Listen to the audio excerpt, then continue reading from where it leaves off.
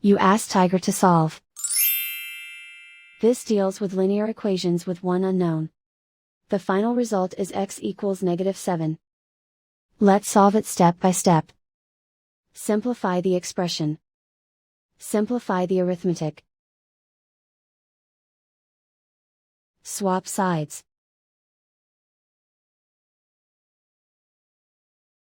Group all constants on the right side of the equation. Add 44 to both sides. Simplify the arithmetic.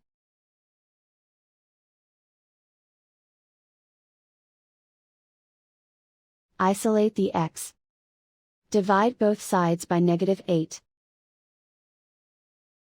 Cancel out the negatives.